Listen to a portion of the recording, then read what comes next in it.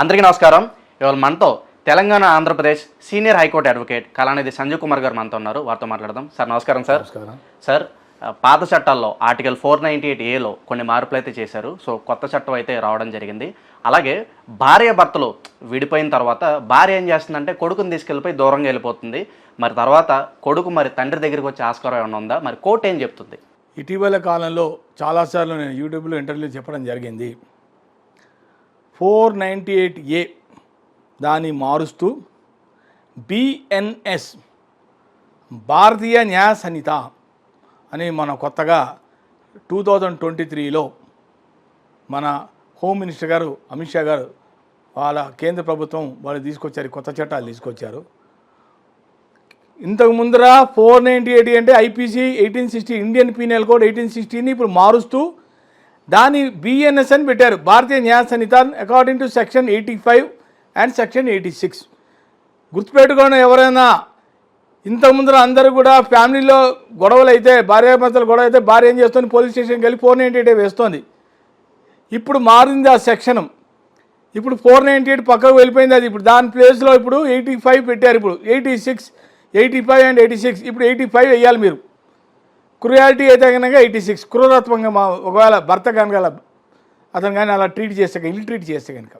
Darshan versus state ఒక supreme court landmark judgement కూడా జరిగింది. దాంట్లో భార్య అనవసరంగా భర్త మీద వాళ్ళ బంధువుల మీద తన యొక్క సిస్టర్స్ వాళ్ళ ఫ్యామిలీ మెంబర్స్ మీద లేనిపోయిన కేసు బనాయించి అతన్ని ఇరికించడం జరిగింది. దాని మీద అతని మీద FIR అయింది.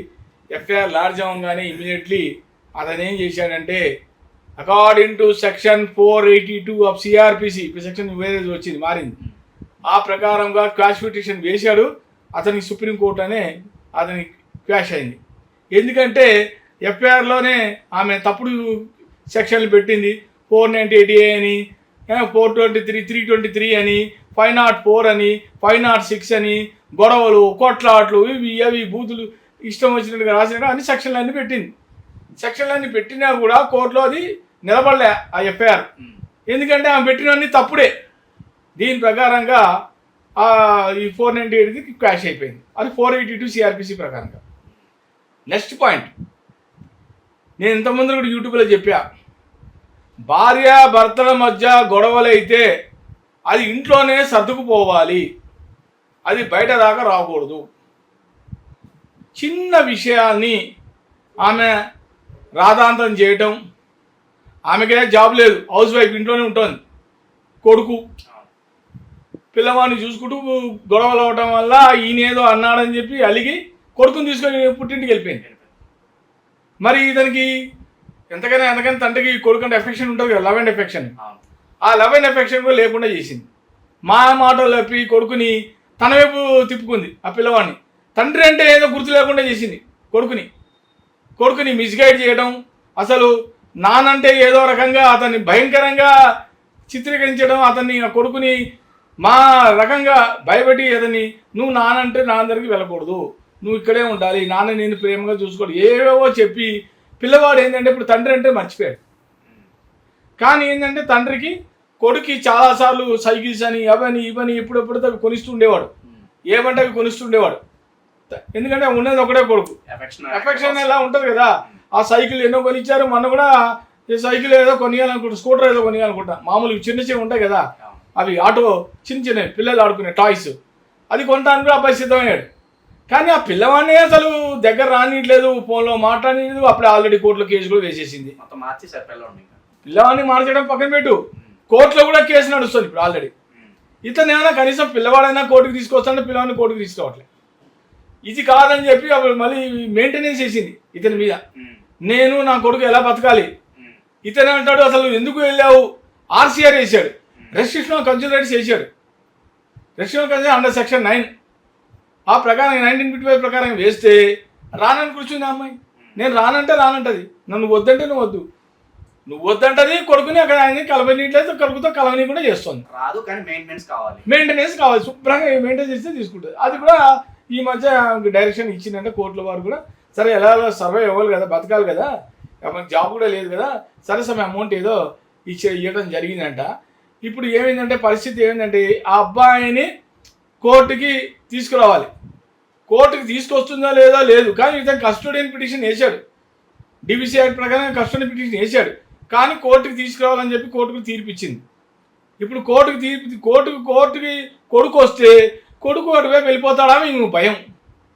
ఏ తండ్రికైనా 2 ఏళ్ళని పిల్లవాడిని చూసి ఎలా ఉన్నాడు, అసలు పిల్లవాడిని సరిగా అతను ఫుడ్ పెడుతున్నా లేదా లేదు, భయపడ కొడుతున్నా లేదు, స్కూల్కి వెళ్తున్నాడా లేదు, తండ్రి భయం ఎప్పటికైనా ఉంటుంది ఇంట్లో ఉంటే. మరి తండ్రి లేనప్పుడు భయం ఎలా ఉంటుంది కొడుకు?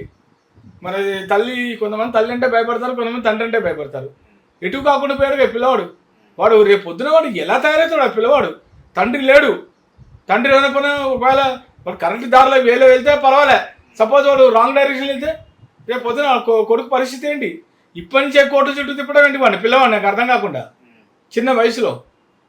ఇట్లా చేస్తున్నారు కొంతమంది భార్యాభర్తల మధ్య. ఈ గొడవల్లో అనవసరంగా గొడవ రావటం, కోర్టుకు వెళ్ళటం, నోటీసులు పంపటం, నోటీసులు ఏమన్నా బావగారు ఈయన భర్త యొక్క అన్నగారును, తల్లిదండ్రులు, అత్తగారు, మామగారు, చెల్లెళ్ళు ఎవరుంటే వాళ్ళ మీద కేసులు వేసేయడం, నోటీసు ఎఫ్ఐఆర్ చేయడం, నోటీసులు పంపడం, వాళ్ళని కూడా ఇబ్బంది పెట్టడం. ఇప్పుడు కొత్తగా వచ్చిన చట్టము సుప్రీంకోర్టులో క్లియర్గా చెప్తోంది, ఎవరైనా సరే భార్యాభర్తల మధ్య గొడవ అయినప్పుడు వేరే వాళ్ళని లాగద్దు, వాళ్ళని అనవసరంగా ఇబ్బంది పెట్టద్దు, నోటీసులు వాళ్ళకి ఇవ్వకండి. 41 నోటీసులు కూడా ఇస్తున్నారు ఈ మధ్య, చేసి వాళ్ళని ఇబ్బంది పెడుతున్నారు. అలాంటివి ఏం చేయకండి అని చెప్పి పోలీసులకి హైకోర్టు నుంచి, సుప్రీంకోర్టు నుంచి ఆర్డర్స్ ఇవ్వడం జరిగింది. కాబట్టి ఇప్పుడు ఏంటంటే ఏదైనా ఇద్దరి మధ్య ఏదైనా గొడవ అయినప్పుడు భర్తకే నోటీసులు 41 CRPC నోటీసులు పంపిస్తున్నారు. అది తీసుకున్న తర్వాత వెంటనే అతను పిలిస్తే వెళ్ళాలి. తర్వాత కౌన్సిలింగ్ ఉంటుంది. ఆ తర్వాత అతను ఇచ్చే సమాధానం అతను చెప్పుకోవాలి.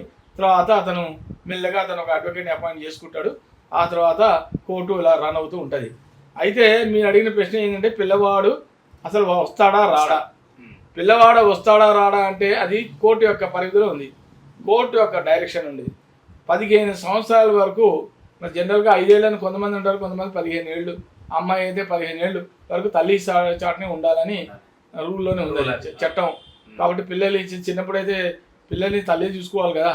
కాబట్టి తండ్రి అంటే బిజీగా ఉంటాడు, ఆఫీసులు గొడవలు ఉంటాడు. 15 ఏళ్ళ వరకు కొడుకుని మళ్ళీ తెచ్చుకునే ఆస్కారం అయితే ఆస్కారం. ఇప్పుడు ఈ కోర్టులో కేసు నడుస్తున్నప్పుడు ఇప్పుడు కస్టోడియన్ పిటిషన్ అయితే వేసుకుంటే ఇప్పుడు కోర్టు ఒక్కొక్కసారి నెలకు ఒకసారి చూడమంటుంది, 2 నెలలు కోర్టులోనే చూడమంటుంది.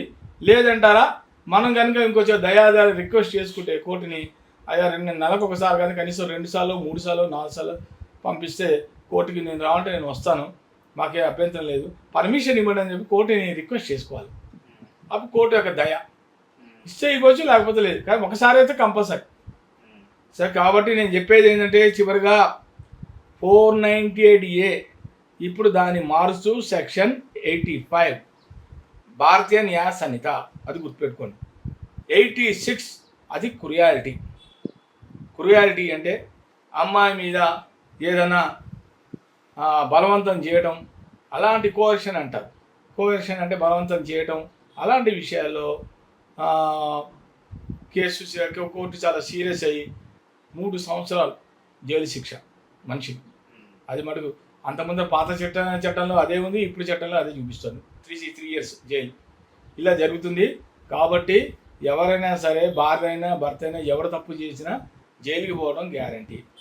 కోర్టులో కూడా నిర్ధారణ అవుతేనే అమ్మాయికి మళ్ళీ ఒకవేళ కోర్టులో కనుక ఆమె తప్పుడు పెట్టిందంటే మళ్ళీ ఇక మెయింటెనెన్స్ కూడా రాదు, ఇక భర్త ఇక రాడు. అన్నీ పోయినట్టుగా అమ్మాయికి అన్నీ లాస్ట్ కదా.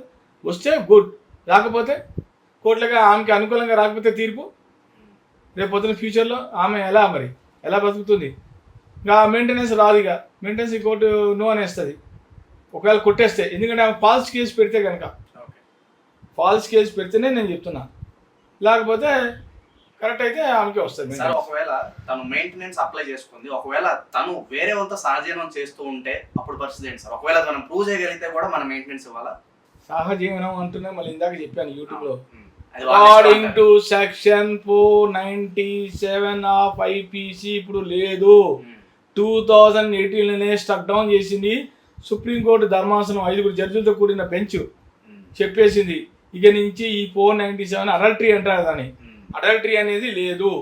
అడల్టరీ ఇప్పుడు ఏంటంటే లివింగ్ రిలేషన్షిప్ ఎవడైనా సంసారం చేసుకోవచ్చు.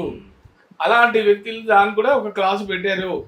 దాన్ని ఏంటంటే ఇలాంటి పరిస్థితుల్లో అతను కనుక వేరే అమ్మాయితో తిరిగితే కనుక, అమ్మాయి కానీ అబ్బాయి కానీ తిరిగితే కనుక డైవర్స్ ఇచ్చుకోండి, విడాకులకి వెళ్ళండి. ఇంకా అంతకన్నా వేరే ఆప్షన్ అయితే లేదు. కొత్త చట్టాల గురించి, అలాగే భార్య భర్తల గొడవల గురించి, అలాగే గొడవ అయిన తర్వాత మళ్ళీ కొడుకు తండ్రి దగ్గరికి తెచ్చుకునే ఆస్కారం ఎంతవరకు ఉందని చాలా బాగా ఎక్స్ప్లెయిన్ చేశారు కళానిధి గారు. నమస్కారం.